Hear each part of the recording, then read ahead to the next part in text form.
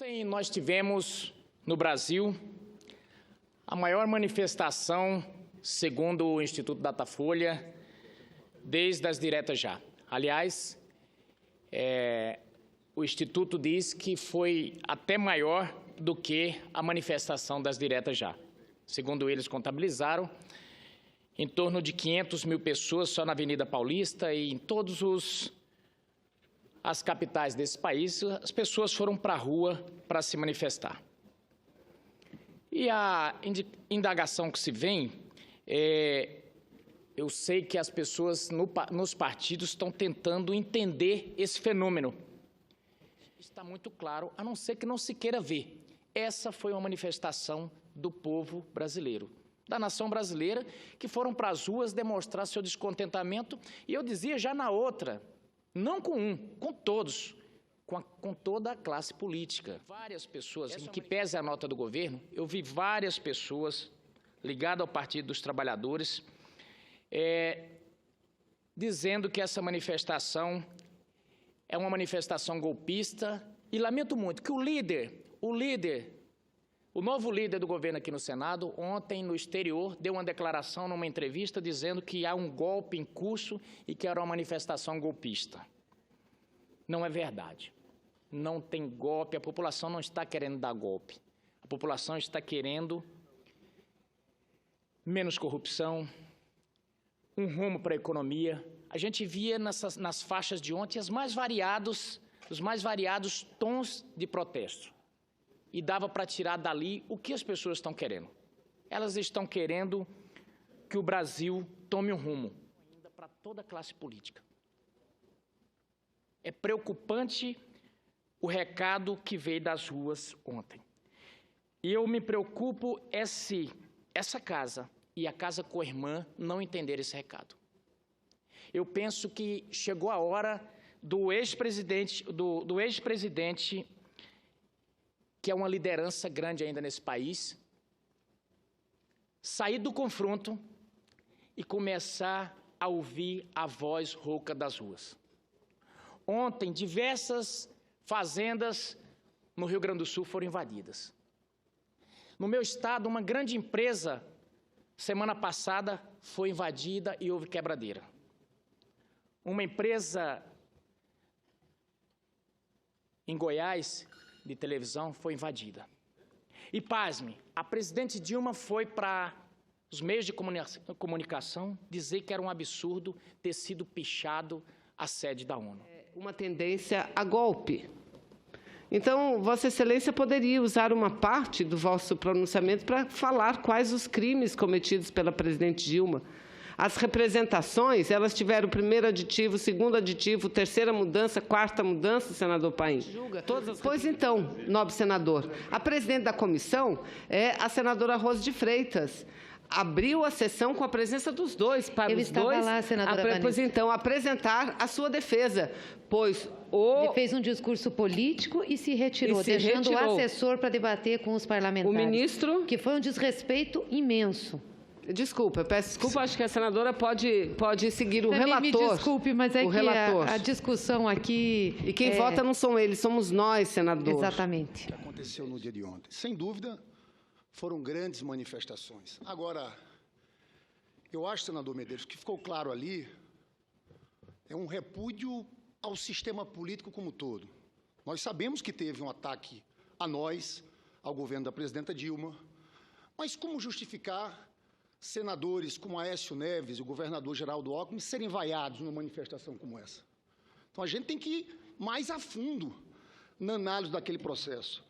E a questão jurídica, Vossa Excelência falou da decisão do TCU. Você sabe que a decisão do TCU é sobre 2014, sobre pedaladas em 2014.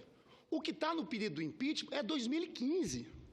O Tribunal de Contas da União nem examinou ainda, que querem parar a Lava Jato. A gente sabe da relação de proximidade, sim, do vice-presidente Michel Temer com o presidente da Câmara, deputado Eduardo Cunha. Temer assumir a presidência, é esse grupo assumir a presidência da República. É esse PMDB. E vale dizer que vai com um programa, uma ponte para o futuro, para mim é o programa do golpe. Eu vou falar sobre isso aí mais tarde. Mas é um programa extremamente antipovo, com retirada de direitos. Então, eu quero chamar a atenção do povo brasileiro. O que significa esse golpe? Essa tentativa de afastar a presidenta Dilma e assumir Michel Temer e o PMDB com esse programa antipovo. Com a palavra o senador, cedo a parte ao senador Ataídes. Então, senador Medeiros, eu entendo perfeitamente os senadores e senadoras que ainda estão aqui nesse parlamento a defender a abelha rainha, chamado Lula. São verdadeiros zangões. São verdadeiros zangões. Eu não sei como, senador Medeiros, alguém ainda tem a coragem e a petulância de falar em golpe, que a oposição está montando um golpe. Golpe é que esse punhado de ladrão fez com o país, roubou o país, destruiu a nossa economia, destruiu a moral do nosso povo, fez com que o nosso povo perdesse a esperança. Isso sim é golpe. Isso sim é golpe. 6 milhões de brasileiros ontem, de criança a senhores e senhoras de 80 anos de idade, com cara pintada, que deixou os seus lares e foram às ruas. Será que isso é golpe, senador Medeiros? Presidente Paim? Será que esses 6 milhões de brasileiros que tiveram ontem às ruas foram para dar golpe? Não. Foram pedir, pelo amor de Deus, que alguém faça alguma coisa neste país, que alguém salve esta nação. É isso que eles foram fazer. E esses 6 milhões que foram às ruas ontem, eles foram exatamente para tirar, eles foram às ruas para tirar esse bando de ladrão do poder e botar nas ruas ou na cadeia. Então alguém ter coragem, como o senador Lindenberg, que nessas últimas semanas tem culpado a oposição, tem instigado a oposição. Hoje aqui, na sua parte, ele então refere-se ao senador Aécio Neves e o Alckmin. É a única coisa que eles podem pegar. O senador Lindenberg, ele está desequilibrado. Eu já disse, ele está desequilibrado. Ele está dando os últimos suspiros, porque ele sabe que se a abelha rainha for presa... Desequilibrado é Vossa Excelência. Desequilibrado. Se a abelha rainha for presa, ele também vai. Ele também vai, não sei como é que ainda não foi. E está aqui, batendo de frente com a oposição. Ele, pelo menos, teria que respeitar. As 2 semanas passadas, senador Lindenberg, eu permaneci aqui calado, ouvindo Vossa Excelência falar barbaridades ali na frente. Eu estou com a palavra, me permite. Vendo Vossa Excelência falar barbaridades. Eu concordo que Vossa Excelência tem que proteger a abelha rainha. Eu não discordo de Vossa Excelência. Mas peço que Vossa Excelência respeite a oposição, respeite as pessoas. Principalmente o senador Aécio, a quem você tinha muita admiração há poucos dias atrás, o governador Alckmin, que é um cidadão. Belíssima história. Então, só para encerrar, senador Medeiros, quero lhe parabenizar mais uma vez e dizer o seguinte: Vossa Excelência não se intimida, eu sei disso. Vossa Excelência, aqui nessa casa foi um acontecimento extraordinário. Então vamos ouvir os zangões, mas não vamos baixar a cabeça, porque nós estamos corretos, nós estamos com a verdade, e a verdade ela é soberana, a honestidade é soberana, e ela vai vencer. Muito obrigado. Senador Ataídes, Vossa Excelência é desqualificado demais para eu debater com Vossa Excelência nesses termos aqui. Quero dizer que simplesmente eu vou ignorar o posicionamento do senhor. Não ignora, não. Vem para o debate. Vem para o debate. Vossa Excelência é fraco, desequilibrado, desqualificado. Eu não vou polemizar com Vossa Excelência. Eu vou esperar aqui debater com o Luiz, na com o outro. política. Vossa Excelência é um trambiqueiro, isso sim. Era um cara pintada que hoje passou a ser um cara lavada. E aqui eu quero, registrando a experiência, a dimensão e o discurso equilibrado do presidente Michel Temer, eu quero aqui lamentar a intervenção do senador Lindenberg.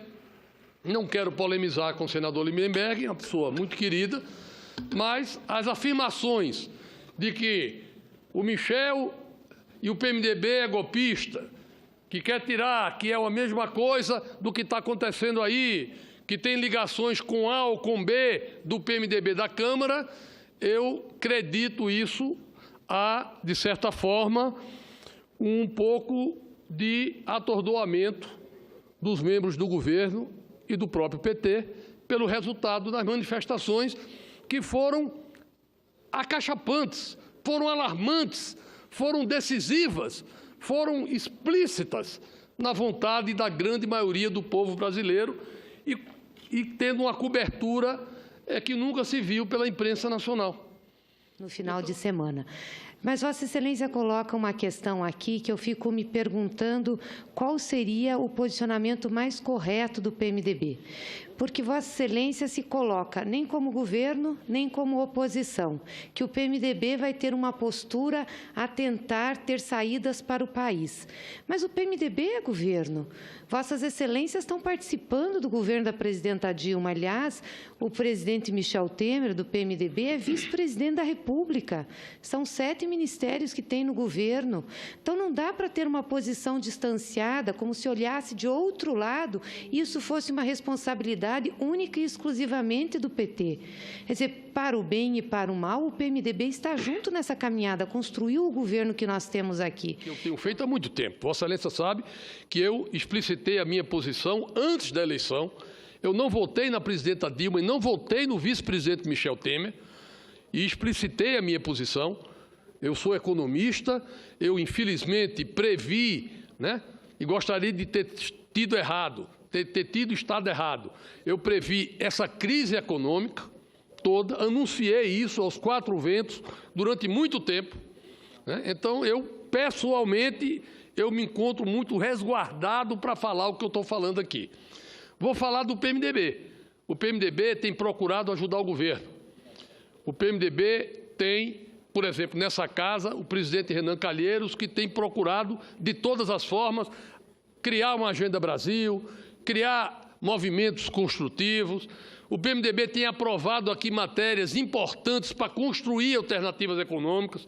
Eu mesmo fui relator do texto do senador Zé Serra sobre a questão do pré-sal e nós construímos uma alternativa boa para o país, boa para o governo, boa para a Petrobras, né, e terminou não sendo entendida pelo próprio PT. Então, o que nós temos que ver é o seguinte: da eleição para cá, esse processo de entendimento, de parceria, ele foi se desconstruindo. Participa do governo, o PMDB ajuda setorialmente, mas, me desculpe, o PMDB não tem nenhuma ingerência sobre a política econômica do governo, que é algo que está destruindo o país. O PMDB não tem nenhuma ingerência sobre a condução política do governo, que desagregou a base do governo, do PMDB do governo. Nas moções que foram apresentadas na convenção, todas eram de afastamento, todas. Se o PMDB fosse oportunista, se o PMDB fosse precipitado, se quisesse fazer jogo de mídia, teria votado no sábado o afastamento e o rompimento. Nós não fizemos isso, porque nós agimos com consequência. E nós queremos fazer esse debate com profundidade, porque entendemos que o momento é grave. Não é simples fazer um impeachment de um presidente da República. Não é simples reconstruir uma base com uma conflagração dessa, de desemprego, de desestruturação, de inflação, de queda da economia brutal, como está ocorrendo há 3 anos. Então, nós temos um quadro que, sinceramente, ele foge da política, ele impacta a vida das pessoas. Todos os dias, milhares de pessoas estão perdendo o emprego. E isso é o que fez com que as pessoas fossem para a rua. Não é trocar o partido A pelo partido B, não é eu gosto mais de fulano ou de cicrano, não é. Essa é uma leitura simplista de quem estiver lendo isso. E aqueles políticos não entenderem essa mensagem estarão fora do processo político brasileiro, só com a peneira. O que ocorreu ontem no país foi uma demonstração de que o Brasil quer algum tipo de solução. Se os políticos não tiverem a competência de construir essa solução virá independente da política, da democracia. Nós temos que construir uma solução pela política com maturidade, porque fora da política e da democracia é a aventura, é o salto no escuro, é o pulo no abismo. O Brasil já fez isso antes e se deu mal. Então, nós temos que ter a maturidade política de sentar e de construir uma saída que tenha o respeito do povo brasileiro, que seja consentâneo com a alma, o coração e a consciência daquelas pessoas que estão lá fora cobrando da classe política, dos governos estaduais, municipais, federais, uma qualidade de vida melhor, uma condição diferente da condição que vive hoje. Presidente. Eu entendi, acho que todos nós entendemos, o recado que veio desta convenção. O PMDB não deu um sinal vermelho para a presidente Dilma. Tampouco deu o sinal verde. Fez acender o sinal amarelo. O sinal amarelo que significa cautela, porque logo mais vem o vermelho. Um partido que dá um prazo de 30 dias, dentro do qual nenhum membro da sua agremiação poderá aceitar um cargo na presidência da República, no Executivo Federal, é um partido que está analisando com muita seriedade e com muita responsabilidade a possibilidade de romper com o governo e de favorecer, pelo impeachment, a saída política e constitucional do impasse que nós estamos vivendo. De luta política no país, e nós queremos chamar a atenção para o programa do PMDB e do Michel Temer. Vocês começam dizendo o seguinte: fim de todas as indexações a salários e benefícios previdenciários. Isso significa, sabe o quê? Fim da política de valorização do salário mínimo. Fim da política que liga o salário mínimo à Previdência. Hoje, 70% dos trabalhadores que recebem da Previdência recebem um salário mínimo. Vossas Excelências querem acabar com essa desvinculação. Falo mais, colocar o negociado na frente do legislado. O senador Paulo Paim é um grande resistente disso aqui é rasgar a CLT. Orçamento base zero. Os senhores propõem a desvinculação de todas as receitas com educação e saúde. Isso aqui é um programa antipovo. Banco Central independente, não falam nada sobre juros, sobre o Banco Central, essa política monetária que existe aí. Então, veja bem, esse é o programa, senador Luiz. É um programa antipovo.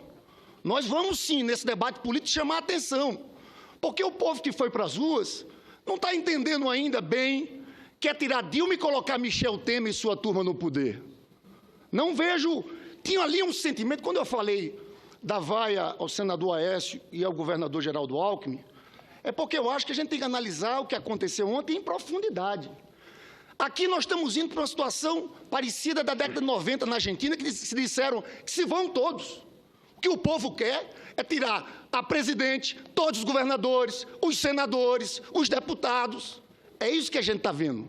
E eu vejo gente se aproveitando desse movimento das ruas para tentar construir aqui em Brasília um acordão de cúpula, das cúpulas partidárias. Estão querendo fazer um acordão e oferecendo aqui esse programa. Esse programa que, sem sombra de dúvidas, vai aprofundar a crise econômica e penalizar os mais pobres, os trabalhadores no Brasil. Senador Lindenberg, nós não vamos ter tempo aqui para discutir a questão da economia, o modelo da economia do PT, o modelo de intervenção do PT, que levou à insegurança jurídica, à falta de credibilidade do governo e, mais do que isso, à falta de previsibilidade para os agentes econômicos que fez com que travasse a economia. Não vou discutir isso. Só quero dizer que o documento que Vossa Excelência tem é um documento inicial que tem fundamentos e pano de fundo para o que vai ser discutido e apresentado como programa do PMDB. Posso garantir a Vossa Excelência que nesse pano de fundo, por exemplo, no documento Ponto para o Futuro, eu coloquei ali algumas ideias, outros economistas colocaram algumas ideias. Ali naquele documento existem ideias que são até conflitantes ou que são complementares. Eu concordo com algumas delas e discordo de algumas delas. Agora, eu quero dizer a Vossa Excelência que pode ter certeza que o programa que o PMDB vai construir a partir desse novo comando será um programa visando o bem-estar da população brasileira, o fortalecimento da economia, o fortalecimento da geração de empregos e a modernidade da gestão. E eu quero aqui só dar 2 exemplos que o senador Paulo Paim pode testemunhar. Primeiro, eu aqui ajudei a discutir e a aprovar contra o governo, e eu era líder do governo, a questão do fator 85-95 e a questão do fator previdenciário, na busca de uma idade mínima que nós conversamos com as centrais sindicais. Eu participei desse debate e ajudei a aprovar aqui contra o governo e era líder do governo. Então, as minhas posições são muito claras. Esse fato, só para não deixar ficar no ar, foi verdade e aprovamos. O fim do fator está lá na Câmara, mas aqui nós aprovamos. E Vossa Excelência já disse, aqui eu garanto, lá na Câmara eu não garanto. Foi franco. Segunda questão, Vossa Excelência falou em legislação trabalhista e a questão de acomodação, que não é diferente o que está se discutindo na Câmara, de flexibilização de algumas questões, da retirada de direitos, como 13º, como férias, como tudo mais. Não é isso que está se discutindo. Quero dizer que essa flexibilização que Vossa Excelência está condenando aqui, nós votamos aqui e aprovamos quando eu relatei a lei da doméstica. Porque na lei do trabalho doméstico havia uma regra da CLT permanente que diz que o prazo para almoço é 2 horas. E nós colocamos na lei, acertado com as centrais sindicais e com todos os segmentos, que há critério do entendimento entre patrão e empregado, em vez de 2 horas para almoço, porque não teria sentido a empregada almoçar e ficar 2 horas parada para voltar a trabalhar. A critério do entendimento, poderia-se ter 30 minutos só de paralisação para o almoço, voltar a trabalhar, para que a empregada ou empregado doméstico saia mais cedo e não pegue o ônibus cheio no transporte de volta para casa. E isso foi aprovado, e isso está valendo, e quero aqui dizer uma coisa. A lei que nós aprovamos do emprego doméstico, senador Paulo Paim, está fazendo que muita gente saia de outros empregos e volte para o trabalho doméstico, porque hoje é mais negócio, ganha mais e tem mais direitos, ou tem os mesmos direitos com outro tipo de tratamento do que ser caixa de supermercado, do que ser vigilante, do que ser alguma coisa. Então, quando a gente bota a cabeça para funcionar e tem o objetivo de que a inteligência funcione a favor das pessoas, é possível a gente melhorar as leis. Nós não temos que ser dogmáticos com coisas de 50 anos atrás. O processo evolui. Então, se o processo evolui, eu acho que o PT, que as centrais sindicais, tem uma grande colaboração a dar nessa discussão da modernização, da gestão, da legislação, da relação trabalhista, como é que deve se trabalhar. O Brasil tem que ser um país que foque a formação e o trabalho. Nós não podemos nivelar por baixo. Nós não podemos esperar que o governo dê tudo. Pelo contrário, eu defendo que o governo seja pródigo em dar uma questão, que é a igualdade de oportunidade para todas as pessoas. As pessoas são diferentes. As pessoas, umas querem mais, outras querem menos, outro tem um tipo de preparo, outro, mas se você dá igualdade de oportunidades, cada um tem a condição de despertar o seu potencial e de crescer. Essa é a obrigação que o governo tem que fazer. E não nivelar por baixo, amortecer a capacidade criativa de trabalho das pessoas e formar um bando de gente que não sabe para onde vai e não sabe o que quer. Então, eu quero aqui dizer que eu estou muito preparado, eu sou um dos que está ajudando a construir esse programa do PMDB, eu debato esse programa em qualquer fórum mundial. Quero dizer a Vossa Excelência que estou muito tranquilo quanto a isso, e na hora certa nós vamos discutir a economia, nós vamos discutir a questão do Banco Central, que eu defendo que o Banco Central não discuta só política monetária estanque, porque política monetária só é algo que tem que estar relacionado com a realidade, com o desenvolvimento, com o nível de emprego, com tudo mais, mas que tem que efetivamente ser uma política que não tenha interferência do curto prazo da visão política para ter uma visão estruturante de equilíbrio da moeda, mas tudo isso a gente vai discutir em outro momento, porque aqui não é a hora, nem é o lugar, mas eu tenho certeza que em todos os debates que eu for convidado, nós estaremos lá defendendo as nossas ideias e mostrando tudo aquilo que o PMDB pensa. Presidente José Sarney, eu também quero dizer a Vossa Excelência, senador Jucá, que tenho muita confiança que o PMDB ficará do lado da legalidade. O PMDB ficará do lado do equilíbrio, porque tudo que o Brasil não precisa é de um conflito nesse momento. Sem dúvida nenhuma, senhor presidente, foram grandes as manifestações desse último domingo. Foi grande em São Paulo, foi grande em Curitiba, foi grande no Rio de Janeiro. E agora, eu quero dizer que não pretendo discutir os meios de mobilização utilizados para as manifestações de ontem. A quantidade de dinheiro que foi gasto pelos seus organizadores, que me parece ter sido grande, senador Paim. Ou o fato de o governo, por exemplo, do Estado de São Paulo ter disponibilizado gratuitamente o metrô para que as pessoas pudessem chegar até a Avenida Paulista. O que significa dizer, usando recursos públicos para a mobilização de uma manifestação, senhor presidente. Mas não são esses fatos que me trazem à tribuna no dia de hoje. Não é isso que eu quero debater.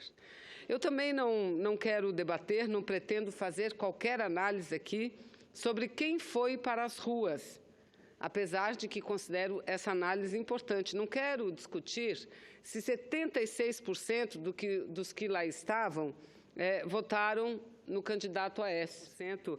Ganham mais de 10 salários mínimos, mais de 70% têm curso superior ou 91% dos participantes eram brancos. Conforme uma senhora chamada Rosângela Lira, ela parece ser a síndica do condomínio de lojas dos Jardins, uma região muito nobre e rica da cidade de São Paulo. Essa senhora Rosângela Lira, ela fala que essa reportagem já é de algum tempo, era de março. Não, eu não sei de quando é, mas já é de algum tempo. Temos a mesa. Reconheço que as manifestações de ontem foram grandes, muito grandes. Dia 18, senadora Gleisi, teremos outras manifestações, não tenho dúvida. Serão manifestações grandes, não sei se exatamente naquele tamanho, porque dia 18 cai numa sexta, não cai num domingo. Não cai no domingo. Então, serão manifestações grandes. Não sei quanto, e tenho quase convicção de que não serão maiores, mas serão significativas. E o que é que nós queremos? Acirrar um conflito das ruas ou nas ruas? Não é isso que nós queremos.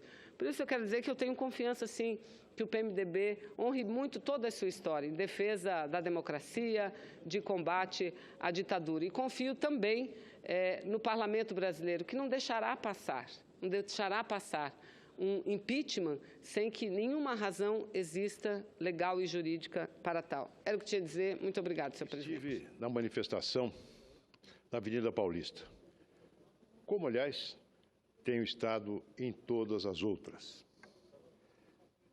Uma manifestação cuja força, cujo volume, cujo entusiasmo já foi por demais ressaltado, inclusive por aqueles que se incomodaram com o povo nas ruas e com as palavras de ordem que ali foram alardeadas. Penso, senhor presidente, que não precisamos ir muito longe em análises sociológicas, na tentativa de fazer improvisações de psicologia de massas para se entender a motivação profunda de cada um dos milhões de brasileiros que saíram às ruas do nosso país. Basta ver o teor daquilo que as pessoas pediam. Bastava ver aquilo que estava escrito nos cartazes, nas cartolinas improvisadas, nos recados muitas vezes bem-humorados para os governantes e para aqueles que exercem atividade política. Havia ali a afirmação de um valor e a afirmação de um objetivo político imediato. Afirmação de um valor, o valor da honestidade na vida pública, o valor da busca da verdade, que muitas vezes fica encoberta por acordos, por imunidades, por artimanhas processuais. Havia ali o apoio, sim, à Operação Lava Jato, que, aliás, ganha ímpeto e ganha força, na medida em que a cidadania sai às ruas para afirmar este valor, o valor da honestidade e o combate à corrupção. Mas havia também e há um objetivo político imediato. Não nos iludamos. O objetivo político imediato é o fim do governo Dilma Rousseff. A convicção de que a senhora Presidente da República perdeu completamente as condições de governar esse país por mais 2 anos e 8 meses, um país mergulhado numa crise profundíssima, e que não é apenas da economia, que já conheceu no ano passado um retrocesso de 3,5% do PIB a menos e que se encaminha para um novo ano de recessão, com destruição de empregos, destruição de riquezas, com desalento das pessoas, com retrocesso nas condições de vida de muitas pessoas que emergiram nos últimos anos e que agora se voltam a uma condição muito grave, que é a condição do desempregado. Mais de 10 milhões de desempregados no nosso país e o nível crescente de pessoas que são expelidas do mercado de trabalho por conta da recessão que se abate sobre a economia brasileira. E a presidente Dilma, sem proposta, sem força política, sem o apoio sequer do seu próprio partido, que lança um tal programa alternativo, que é exatamente o contrário do programa que o seu ministro da Fazenda diz que pretende aplicar em seu nome. E uma presidente que se vê cada vez mais às voltas com denúncias envolvendo não enriquecimento pessoal, não diria isso, mas a presença de dinheiro fruto da corrupção na sua campanha eleitoral de 2014. Então, o que se vê ali é o fim da presidente Dilma com uma exigência de momento, ineludível, urgente, porque todos estão de acordo, todos, e não é apenas o mercado, como disse aqui agora há pouco a senadora Vanessa Grassotin. Não apenas o mercado, mas a dona de casa que vai ao mercado fazer as compras da semana, porque não se faz mais compra do mês. E que se vê a braços com a inflação que corrói a renda das famílias num ritmo avassalador.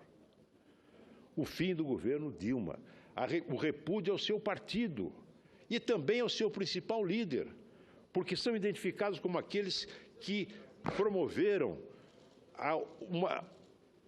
o domínio do Estado, o apoderamento do Estado por uma organização criminosa com o objetivo de se perpetuar no comando do país. Tudo isso é identificado pelo povo com muita clareza. Qual é a saída? Evidentemente, a saída política imediata é o impeachment. Existe base jurídica e existem razões políticas para isso. Pode-se dizer, seria melhor que houvesse novas eleições. É verdade. O julgamento do Tribunal Superior Eleitoral, uma vez que são cada vez mais veementes os indícios de dinheiro sujo na campanha da presidente Dilma. Mas são decisões, é uma decisão que não cabe ao mundo político tomar. É de uma instância do Poder Judiciário, sujeita a ritos, a prazos próprios do Estado de Direito. Ah, seria bom se a presidente Dilma renunciasse. Também acho.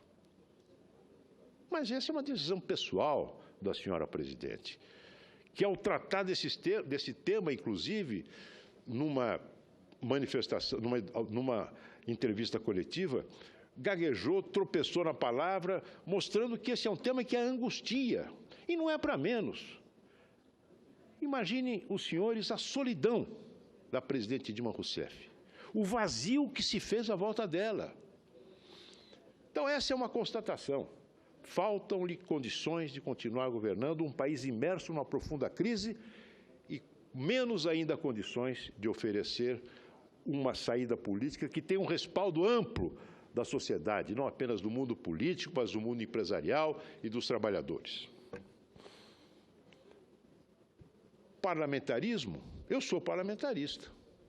Apresentei uma emenda parlamentarista na sequência de 2 outros colegas senadores. Foi constituída uma comissão por um ato do presidente do Senado para estudar essa matéria. Vamos estudar. Eu, parlamentarista, desde sempre, considero que a mudança do regime de governo é um passo para um aprimoramento das nossas instituições políticas e que não poderá vir desacompanhado de outras mudanças no nosso sistema eleitoral e no nosso sistema partidário. Mas não é solução para agora, não é solução para o imediato.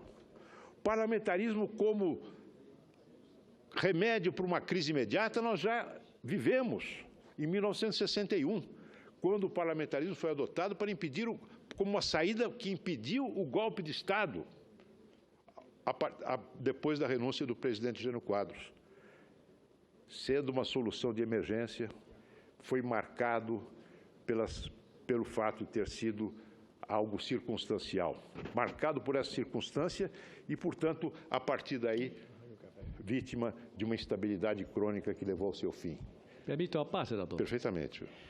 Senador Aloysio, daqui a pouco eu vou me manifestar sobre o tema que Vossa Excelência está de relance abordando, que é o movimento das ruas de ontem e o que está para acontecer e o que é que se espera agora do Congresso.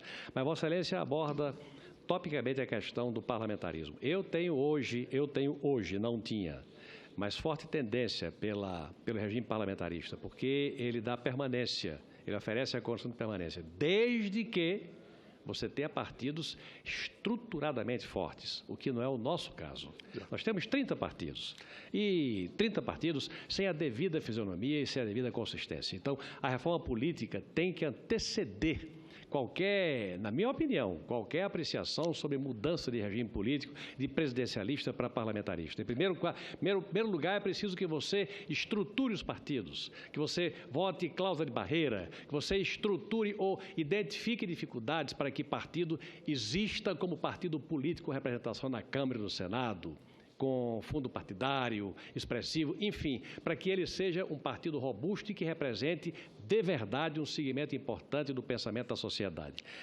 Na medida em que isso aconteça, aí eu, que nunca fui parlamentarista, aderirei tranquilamente à tese do parlamentarismo. Mas é só uma observação que eu gostaria de fazer sobre o pronunciamento de Vossa Excelência, que é sempre feito com muita profundidade, e eu ousei dar essa modestíssima contribuição. Muito obrigado, senador Aguipino, e eu concordo inteiramente com Vossa Excelência. É preciso que haja uma série de mudanças na nossa forma de organizar as eleições, de organizar os partidos políticos, para dar a este regime a solidez que ele precisa ter. Portanto, eu considero que é uma matéria de autoindagação, não é uma matéria para ser utilizada agora como uma saída para esta crise. Poderá ser, sim, um regime que previne o surgimento de crises semelhantes a essa, mas não para essa, ele seria marcado pelo signo de um arranjo de ocasião. O que está ao nosso alcance, da política, é a votação do impeachment.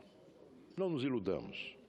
É a votação do impeachment, uma decisão do Congresso Nacional, da Câmara dos Deputados e do Senado Federal. Uma decisão que, evidentemente, tem que ser precedida por uma articulação política envolvendo as forças políticas que dão hoje sustentação, algumas das forças políticas que dão hoje sustentação ao governo Dilma.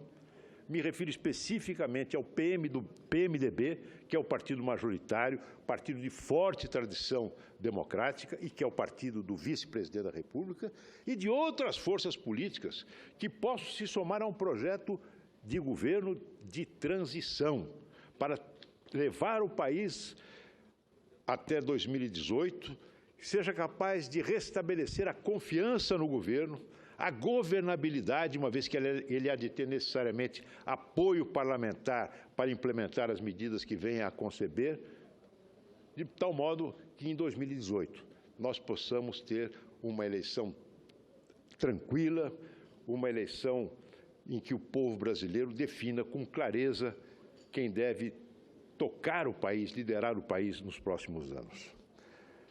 Por isso, senhor presidente, é que eu penso que está mais do que na hora das forças políticas que querem esta saída começarem a se entender claramente, à luz do dia, a partir do momento em que for constituída a comissão especial para analisar o pedido de impeachment.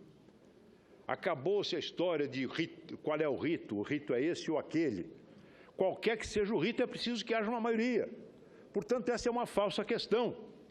O que é importante é a instalação dessa comissão e que as forças políticas que desejam a remoção da presidente Dilma, dentro da Constituição, se entendam para oferecer uma alternativa ao país, que dê novamente esperança ao povo brasileiro.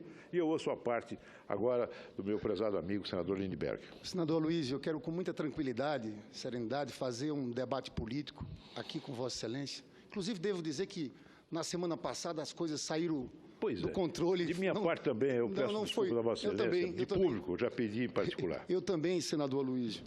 Mas eu queria fazer o debate político aqui. Vossa Excelência disse que tem base política e jurídica para o impeachment. Eu quero aqui questionar a base jurídica. Eu não consigo encontrar fundamentos na base jurídica. O argumento que lançam sobre pedaladas fiscais e abertura de crédito suplementar. Sobre pedaladas, a gente sabe. Todos os governos fizeram, não eram contestados pelo Tribunal de Contas da União. Na verdade, não foi. O que existia, senador Luizio, era uma conta do Tesouro com os bancos, Banco do Brasil e Caixa Econômica, para pagar Minha Casa Minha Vida, seguro-desemprego, Bolsa Família. Como havia no passado a chamada conta movimento, que foi encerrada há muito tempo atrás. Saiba, Vossa Excelência, que em todos os anos o governo pagou mais, ao final do ano. Agora, em algum mês, ele pode ter pago, ele às vezes pagava menos, sim. Em cima desse argumento, os senhores dizem que é operação de crédito. O seguinte, senador Luiz, faltam bases jurídicas. Impeachment sem base jurídica é rasgar a Constituição. Senador Lindbergh, eu admiro a combatividade com que Vossa Excelência defende um governo moribundo. Mas eu ficaria fascinado em discutir, em outra ocasião, as bases jurídicas do nosso pedido de impeachment, que foram muito bem estudadas. E haverá outras que serão anexadas, serão acrescidas a essa, especialmente o atentado contra o funcionamento do Poder Judiciário, tentativa de barrar a Operação Lava Jato, o problema o fato de não ter cuidado, como manda a Constituição, pela idoneidade da administração e outros elementos. Agora, voltando ao tema do meu discurso, presidente, eu queria dizer o seguinte. O presidente Lula, na manifestação emocionada que teve depois da sua condução coercitiva, recorreu a uma metáfora ofídica, a jararaca que tem que ser morta com uma paulada na cabeça, não adianta pegar o rabo da jararaca. Eu diria aos senhores, para ficar no terreno ofídico, que o povo brasileiro, uma manifestação extraordinária de civismo, de domingo, matou a cobra. Falta agora ao Congresso Nacional mostrar o pau, o porrete do impeachment para matar e enterrar essa cobra que já nos envenenou e que precisa ser definitivamente afastada do nosso horizonte político. E pude constatar que a expectativa da população é de que se construa uma nação onde corrupção e impunidade não seja a regra. Porque hoje, lastimavelmente, corrupção é regra. Tornou-se suprapartidária. Alcançou a alma dos partidos políticos que, no dizer de investigadores, procuradores, transformaram-se alguns em lavanderia do dinheiro sujo. transformaram-se em organizações criminosas que devem ser dizimadas na mudança que é exigência da sociedade brasileira. Então, esse é o grande problema. E Vossa Excelência fala com português claro e com a oratória e a retórica que tem, claro para todo o Brasil ver.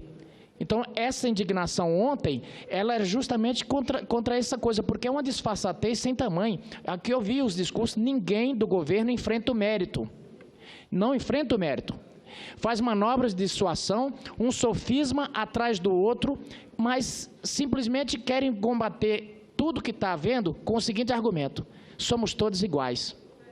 E isso não funciona, é por isso que as pessoas estão revoltadas. Eu vi agora, no mesmo momento que sai uma nota do governo dizendo que respeita a manifestação, o ministro Jagno Wagner já começou a falar umas falas ali que não é bem assim. E a sua base veio aqui para a tribuna começar a descaracterizar. Eu fiquei pasmo de dizer aqui que é uma manifestação de gente branca. Pelo amor de Deus, a que ponto chegamos? Então não vou nem responder isso. Se esgota aqui.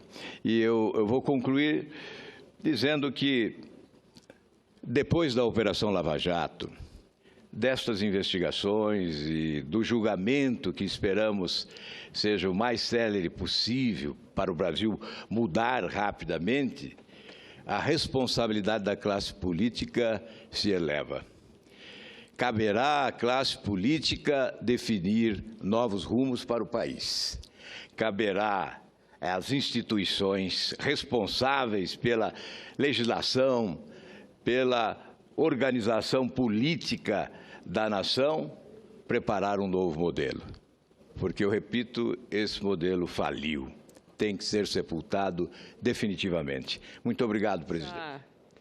A minha manifestação na tribuna de hoje, nessa segunda-feira, com uma informação relevante. A juíza Maria Priscila Fernandes Veiga Oliveira, da 4ª Vara Criminal Central de São Paulo, decidiu encaminhar para a 13ª Vara Federal de Curitiba, presidida pelo juiz Sérgio Moro, a denúncia e o pedido de prisão preventiva contra o ex-presidente Luiz Inácio Lula da Silva, proposto pelo Ministério Público de São Paulo. A juíza declinou da competência no processo por entender que, como é público e notório, tramita perante aquela vara os processos da chamada Operação Lava Jato, que investiga crimes envolvendo empreiteiras acusadas de pagar propina em contratos da Petrobras. Ouvintes da Rádio Senado, eu só desejo, sinceramente, que não haja mais uma formulação conspiratória de que a juíza tomou uma decisão movida pelas ruas. Eu tenho a convicção, senador, que a manifestação dessa magistrada, absolutamente adequada ao rito judicial, foi apenas pela lógica e pelo processo que já está em curso envolvendo o ex-presidente da República. Então, penso que estas questões devem ser vistas não como a cada hora se inventa uma razão. Agora está se imaginando que há um conluio aqui na casa para a direita se juntar a não sei que grupo para a governabilidade, para criar o tal parlamentarismo, o semiparlamentarismo. Outra versão é de que o juiz Sérgio Moro está por trás de um movimento, e agora talvez isso tenha até essa ideia mirabolante de que o juiz Sérgio Moro é beneficiário politicamente, ele que está lá em Curitiba. E agora imagino que com o que aconteceu ontem, que ele foi a figura mais citada, ou mais louvada, mais exaltada, ele agora seja ainda mais motivo da crítica de quem não está gostando da Lava Jato. E há ainda a outra mais mirabolante versão de que tem aqui um grupo querendo sepultar, querendo acabar com a Lava Jato. Eu penso que qualquer análise que se faça do que aconteceu ontem, ela não será completa, porque nós não podemos entrar no coração de milhões de brasileiros, na mente de milhões de brasileiros, que apenas deram um recado, eu diria, curto e grosso, para esta casa, para os governantes, para as instituições. Simplesmente a sociedade foi para a rua e recebeu um telefonema de São Paulo que lá não tinha metrô de graça. Porque foi dito aqui que o metrô era de graça, que o governo estava apoiando aquilo. Um morador de lá me ligou para dizer para o meu gabinete que o metrô não era de graça. Nós temos que entender o que nós, aqui nesta casa, com a responsabilidade e a serenidade que este momento e esta crise exige. Imaginar que o que aconteceu ontem era uma campanha salarial é menosprezar o que está acontecendo no país. O que está acontecendo no país, senadores? O desemprego, a inflação alta, 11% a 12%, senador Painho, Vossa Excelência querida, com os trabalhadores. Talvez muitos não puderam ir às praças porque não tinham dinheiro, porque perderam o emprego. A inflação de 10%, senador Paim, corrói o salário do trabalhador.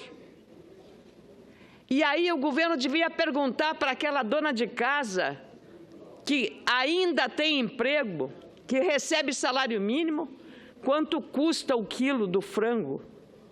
Quanto custa os produtos da cesta básica que ela vai no mercado? São estas pessoas que deram apoio ao governo que hoje se perguntam por que tudo isso está acontecendo. E na mente da simplicidade das pessoas que vão ao mercado todo dia e que não compram amanhã o que compram hoje e assim sucessivamente, essas pessoas raciocinam com o seu cotidiano e a sua realidade, com a sua moral e a sua ética. Porque quando se fala em corrupção, a ideia é verdadeira e não precisa ser nenhum analista econômico, porque esse dinheiro que é tirado dos lugares, do dinheiro do povo, ele vai embora e deixa de fazer saúde, deixa de fazer segurança pública. É esse dinheiro da corrupção que o povo vai reclamar lá, que ele não está tendo aquilo que ele deveria receber, porque o dinheiro da Petrobras rebentaram com a estatal. Os empregos todos, tudo que foi criado, um polo naval no sul, um polo naval no nordeste, um polo naval no Rio de Janeiro. Quantos empregos, gente saindo da Bahia para trabalhar no meu estado do Rio Grande do Sul porque não tinha mão de obra, senador Paim. E quando esse sonho se esboroa, não é a oposição, não é a conspiração das elites brancas, é o povo que sente na sua pele, na sua carne, o problema provocado pela corrupção, sim, pela falta de opção na economia para dar rumo e credibilidade a que tenha mais investimento, mais emprego, na infraestrutura da energia, senador Hélio José. E aí nós fazemos aquilo que o senador José Medeiros agora há pouco falou, daquela coisa monstrenga na sua Cuiabá, de um estádio que não tem campeonato. Que aquele trilho eu vi também, senador Medeiros.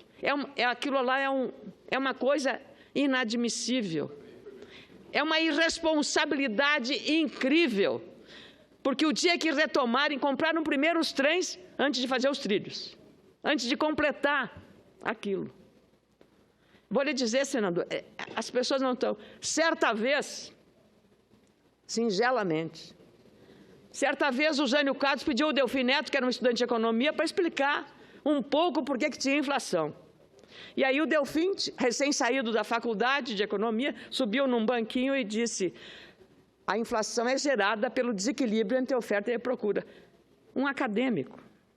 A linguagem do acadêmico. O Jânio Quadros olhou para ele e disse assim: você acha que aquele povo lá entendeu o que você está dizendo? Vou explicar o que é inflação. Olha, minha gente, subiu o Jânio Quadros com o seu populismo e a sua linguagem de falar para o povo. Olha, minha gente, sabe por que tem essa caristia? Sabe por que todo dia aumenta o preço da carne, do feijão, do arroz? Sabe por quê? Porque a roubalheira do governo, a corrupção. E aí aquele povo entendeu. E por que ontem, nas praças, milhares e milhares de pessoas foram às ruas? Porque também quando se protesta, quando excessiva carga tributária, está se dizendo, eu pago demais e recebo de menos. Eu pago demais e recebo de menos. Ninguém... uma parte, senadora, quando puder. Com muito prazer, senador Agripino. Essa é a sensação. São Paulo é o motor econômico do país. 6.000 empresas fecharam, senador. Eu fui a um shopping aqui em Brasília, Brasília Liberty Mall. É um shopping de classe média aqui no centro da cidade. Só para completar, para lhe dar o à parte. 6 lojas fechadas. Isso em menos de um mês. 6 lojas fechadas. E os outros também estão vivendo a mesma crise. Com muita alegria, concedo a parte do senador Agripino. Muito rápido, senadora Ana Amélia, porque eu sei que Vossa Excelência esteve ontem nas manifestações de rua aqui em Brasília. Vossa Excelência me disse que iria e acho que esteve lá, no que fez muito bem. Eu estive em São Paulo, passei muito tempo, passei 2 horas no movimento e as 2 horas que eu passei foi em contato direto com o povo. Então, o que eu vou dizer a Vossa Excelência, que é um complemento do que Vossa Excelência está dizendo, é que o que eu senti no movimento de São Paulo é que as pessoas perderam o respeito pelo governo. Quando você perde o respeito pelo governo, estava lá o pichuleco, estava lá a serpente, estavam os símbolos do desprezo da sociedade, do cidadão, dos grupos organizados, pela instituição de governo que não existe mais. Na cabeça das pessoas, esse governo deixou de existir. O sentimento de indignação das pessoas que eu senti na rua em 2 horas de contato direto, eu passei 40 minutos dentro da Avenida Paulista sem poder me mover, porque era uma pessoa encostada na outra. As pessoas me reconheciam, falavam, dirigiam palavras sempre simpáticas e eu pude captar. Algumas pessoas estavam ali movidas talvez pela inflação, que estava corroendo um pedaço dos ganhos deles e fazendo com que eles não pudessem fazer a tal da feira de hoje igual à feira de 2 semanas atrás. Outras estavam porque ainda têm emprego, mas estavam com medo da perda do emprego. Outras porque estavam desempregadas. Agora, a grande indignação é que as pessoas movidas pelo sentimento anticorrupção debitam a um governo que convive com a corrupção todo um estado de coisas e de desgoverno. Todo um estado de coisas de desgoverno. Daí a indignação, o protesto e a manifestação e aquela energia que transbordou na Paulista, na Avenida Atlântica no Rio de Janeiro, na Praça da Liberdade em Belo Horizonte, na Praça dos Três Poderes em Brasília, na Praça Cívica em Natal, no Brasil inteiro. Não foi só São Paulo, não foi só Porto Alegre, nem Curitiba, foi de ponta a ponta e o maior movimento cívico já feito no Brasil. Então, nos deram o recado, e eu ouvi, quantas vezes eu ouvi das pessoas, em tom impositivo ou em tom de apelação. Alguns diziam, agora está a hora de vocês. Ou outros diziam, nós contamos com você, senador. Chamavam Agripino, agora é a sua vez, nós fizemos nossa parte, agora é a sua parte. E quem for surdo que não enxergue o recado que foi dado pelas ruas do Brasil na tarde de ontem. Quero cumprimentar a Vossa Excelência pela delicadeza do pronunciamento, mas pela assertividade com que Vossa Excelência coloca os fatos, com que sempre coloca com muito equilíbrio, moderação, mas com atitude. Muito obrigado, senador José Agripino. Eu também botei na véspera da manifestação, eu até pedi aqui na tribuna que fosse pacífico como foi, muito pacífico, uma coisa verdadeira, uma festa democrática, respeitosa. Achei muito prudente a nota que o Palácio do Planalto emitiu, adequada aos acontecimentos, porque não reconhecer o que aconteceu ontem será negar a própria história, a história política brasileira. E o que aconteceu ontem realmente ratificou. Alguns pronunciamentos aqui, foi contra os políticos. Eu Ao contrário, eu fui muito bem recebida, como o senador Medeiros, o senador Agripino revelou aqui, eu fui muito bem recebida pelas pessoas, porque tinha feito um chamamento, um convite para que a manifestação fosse pacífica, em defesa das instituições. Eu nem falei em outras questões, mas foi exatamente isso, senador. Vossa Excelência me concede uma parte? Com muito prazer, senador Cássio Cunha Lima. É muito rápido fazer um comentário breve, senadora Ana Amélia, sobre esse aspecto de um movimento uníssono de rejeição aos políticos. Num movimento que reúne 6, 7 milhões de pessoas, imaginar que alguém, quem quer que seja, encontrará unanimidade é desconhecer o princípio básico da pluralidade de uma sociedade democrática como a nossa. Agora, não é por coincidência, e aí nós temos que ter coragem de politizar este assunto, inclusive deixando determinada modéstia de lado, não é por coincidência que, quando, pela primeira vez, os partidos de oposição, ao lado dos movimentos de rua, passaram a convocar, nas semanas que antecederam as manifestações, os eleitores, os simpatizantes, os militantes, fizemos juntos a maior manifestação pública da história desse país. Então, é muita pobreza imaginar que você está despolitizando esse movimento. Eu vou falar pela Paraíba. Fizemos na Paraíba, João Pessoa, Campina Grande e Patos, o maior movimento de todos, sob o comando e a liderança dos movimentos de rua, sim, mas com a participação muito ativa dos partidos políticos, com a minha presença, de vários outros representantes do Estado, o que contribuiu sim. Aí eu vou falar sem falsa modéstia. Tenho certeza que em João Pessoa, em Campina Grande, foi o chamamento que os partidos de oposição fizeram que fez com que as manifestações crescessem. E isso vale para o Brasil inteiro. Então, é uma miopia política extraordinária, é uma tentativa de fugir da realidade, o que só agrava o problema, dizer, não, a manifestação foi contra todos os políticos. Papo furado. Pela primeira vez, os partidos participaram de sua organização, do seu chamamento, e fizemos as maiores de todas elas.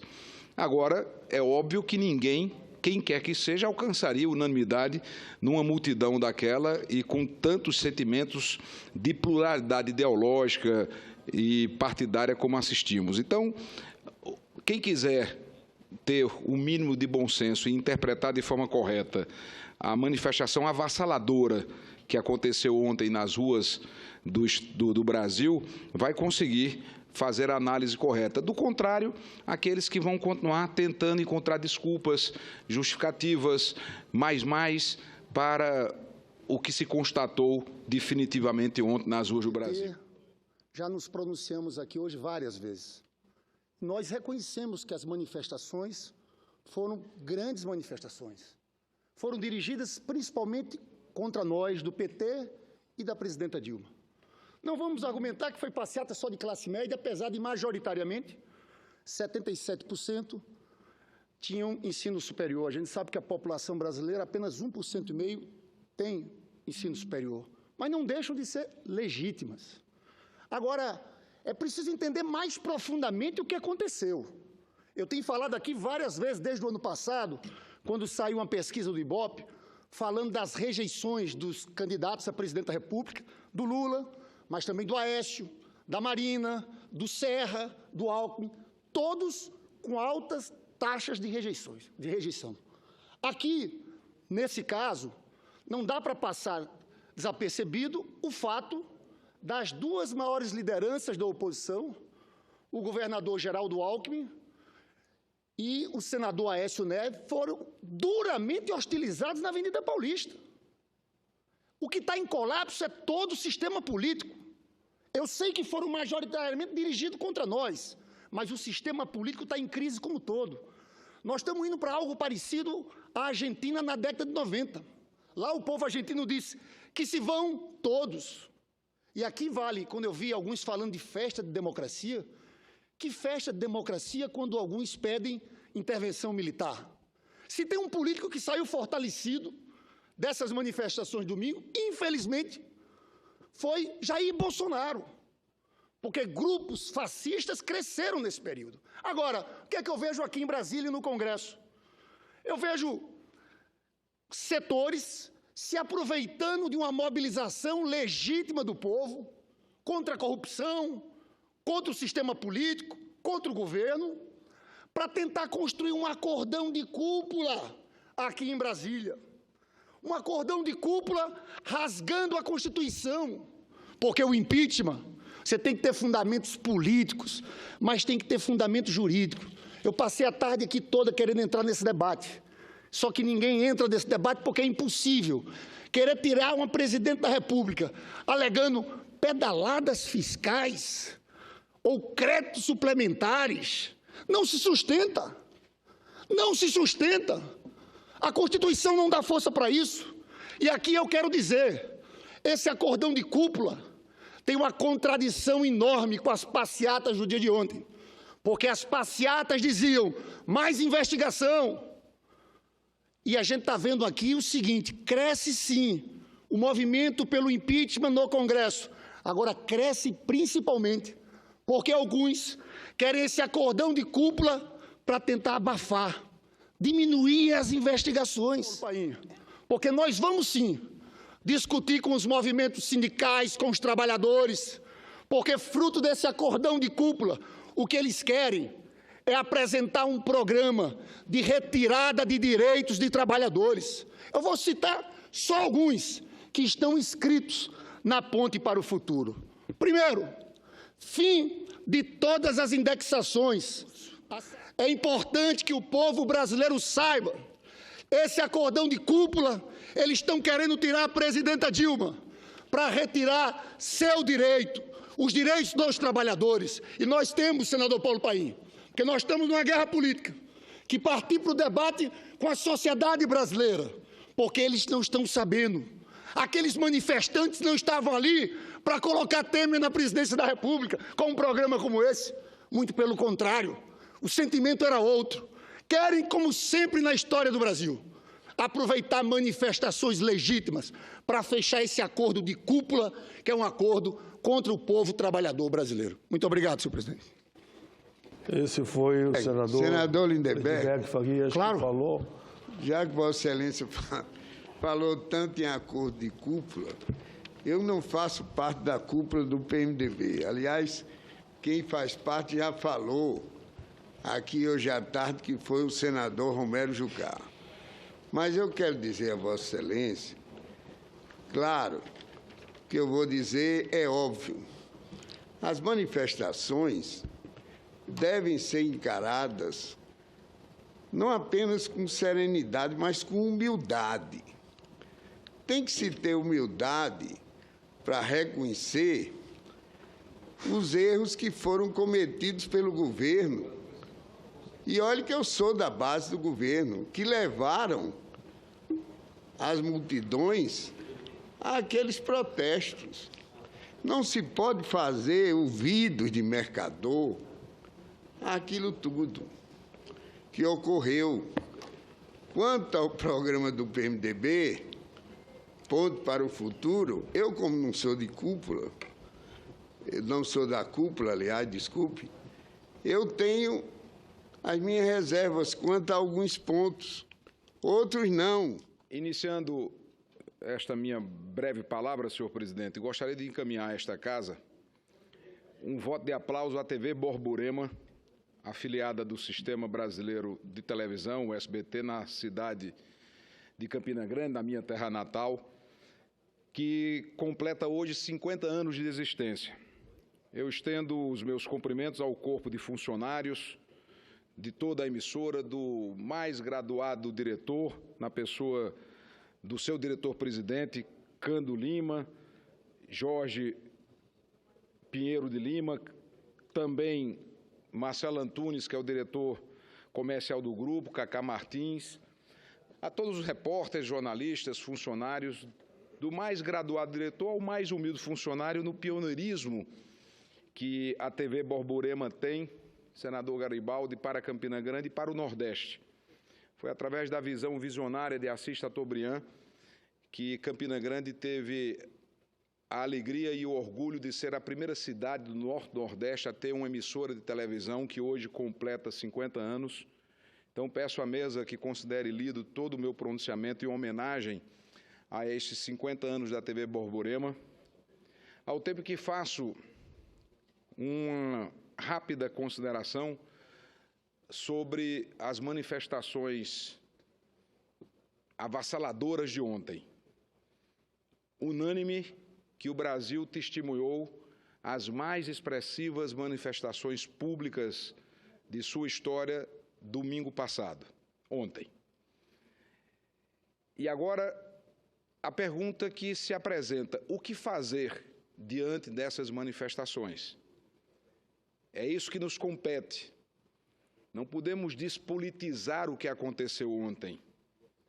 Eu disse há poucos instantes que numa manifestação daquela envergadura, onde 6, 7, 8 milhões de brasileiros se encontraram em diversas partes do Brasil, na Paraíba estive em João Pessoa, depois fui a Campina Grande, mas a cidade de Patos, no Sertão, também realizou suas manifestações e foram as maiores realizadas até aqui, com a liderança, o comando dos movimentos de rua e do cidadão livre e independente desse país, que também teve o seu engajamento como decisivo. Mas não podemos esquecer que foi a primeira vez que os partidos de oposição também participaram das mobilizações, e isso, não tenho dúvidas, contribuiu muito para o crescimento das manifestações ocorridas ontem. Agora, precisamos encontrar uma saída. Geralmente, quando se fala no tema, apontam-se 3 alternativas: a renúncia, o impeachment e as novas eleições com a cassação da chapa pelo TSE. A renúncia eu vou deixar de lado, porque, como todos nós sabemos, já é lugar comum, é um bordão, que renúncia é ato unilateral de vontade e, portanto, só depende da Presidente da República. O impeachment será talvez o caminho mais rápido, porque, com tudo o que aconteceu ontem, com o julgamento dos embargos na próxima quarta-feira pelo Supremo Tribunal Federal, não restará à Câmara dos Deputados outra alternativa, senão a instalação da comissão processante, para que, com rapidez e celeridade, se possa fazer o juízo de admissibilidade, enviando para o Senado o processo que terá o nosso julgamento. A segunda alternativa, e tem sido esta segunda opção a que defendo como o melhor caminho para a solução desses graves problemas, tudo, claro, com respeito à lei, observância à legislação em vigor, é a manifestação do Tribunal Superior Eleitoral. Com tudo o que já foi publicado pela imprensa, através das delações premiadas, onde já se constatou de maneira irrefutável, de forma cabal, que dinheiro do Caixa 2, dinheiro da corrupção, do Petrolão, financiaram a campanha da presidente Dilma Rousseff, é claro que a eleição de 2014 está maculada pelo desequilíbrio de meios. E a Justiça Eleitoral existe exatamente para preservar a vontade do eleitor, fazer respeitar a vontade soberana do eleitor, mas também para equilibrar os meios da disputa. No momento em que você tem uma candidatura que abusa de poder político, que abusa de poder econômico, com financiamentos ilícitos, já sobejamente comprovados, é claro que o TSE pode perfeitamente, à luz da legislação, cassar a chapa e proporcionar aquela que é a melhor solução para o problema, que é a nova eleição, entregando o poder de escolha a quem é o verdadeiro detentor do poder e que se manifestou no ronco das ruas ontem, que é o povo brasileiro. E será o nosso povo, na sua diversidade de pensamento, na sua pluralidade política, que vai escolher e fazer nascer um governo que tenha a legitimidade e a credibilidade mínima para consertar as coisas que estão cada vez piores no nosso país. Portanto, impeachment ou novas eleições, são esses 2 únicos caminhos, sem descartar a possibilidade da renúncia. Agora, o que não será aceito, e eu não conheço sequer tentativas nesse sentido, mas as especulações crescem a cada minuto, a cada instante, o que não será aceito, e desde já manifesto minha posição contrária a qualquer tentativa de mudança de regra de jogo, com implantação de semipresidencialismo, de semiparlamentarismo, para fazer, dentro do ambiente da política, um arranjo que deixa de fora a sociedade e que não vai aceitar esse tipo de manobra. Não é possível que se cometa esse erro. Eu insisto, não conheço qualquer tentativa nesse sentido, porque se conhecesse já teria rechaçado. Mas como de ontem para cá cresceu muito, sobretudo nas redes sociais, na internet, esses comentários, quero deixar dito desde já que, inclusive, uma fotografia muito simbólica do presidente Renan Calheiros, que recebeu na residência oficial semana passada o ex-presidente Lula e entregou a Constituição Federal ao ex-presidente Lula, num gesto obviamente simbólico, e não é possível que qualquer solução que se tente esteja fora do livrinho, como dizia Dr. Ulisses Guimarães. Então, qualquer tentativa de reformar a Constituição nesse instante é um casuísmo que não pode ser admitido, que não pode ser de forma nenhuma aceito.